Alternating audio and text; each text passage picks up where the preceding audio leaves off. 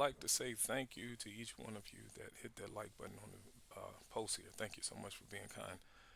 We were right here. So right here, I didn't exactly mark this on the chart, so do pay attention to that price and that bar. I told you, yeah, sweep the level. If they're going to move back up, they won't stay down. So that's from here. All right. I did tell you if they get here, I doubt that they'll stay there because we have something back here that's important. All right, so that was a little while ago. Let's take a look at this information here. So at 9:30, just remember what this looks like. It's really important. There's your time and sales. It was 9:47, and I told them, hey, if they break this low, it's bad. They need to run and hold that high. And then of course they're stalling, and you can see the aggression coming in on this indication here stalling. There's that same pivot. Okay, we're going to kind of breeze through this really quickly here. Now you got the dark pool involved. All right, so now they're wanting to do that. Okay, you can look at the time of sales, of course, and there they are wanting to fall through that low. Let's take a look at that chart because there's some prices that we've been looking at a few days ago. All right, I gave you that information back on the 6th. You're more than welcome to come and take a look at any of this information. There's the suite. So if you want to look in there at the tools, you're more than welcome. That was over here. All right, so that was over here. I told you they need to get back above here, and that's all that information there. Now, if you want to see where they was at on the post there, let's do this. They were over here.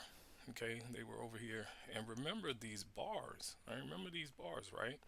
Let me do this really quickly. Remember these bars because we talked about this in that video from yesterday. I think it was yesterday I shot that video. I can't remember. let me do this. Let's just go back. Let's go back and just take a quick look because I put some instructions on here about how to look at these bars. All right, so there's the instructions there. All right, so look at the bars. Okay, that was from yesterday. And then of course they did that same stuff this morning. And that's why I told you when they were, needing to break that high there, I said, hey, this is bad because if they would have, of course, locked in all of these buyers in here, that would have just been absolutely horrible. And so, of course, they managed to get back up and blow that high. And then here come the lean over. And I did tell you once they hit that break, okay, and trap that lighter coral in there, that's pretty decent.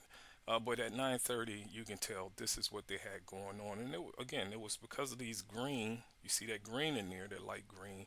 They broke below it, and so that creates that wall effect on that pink bar there.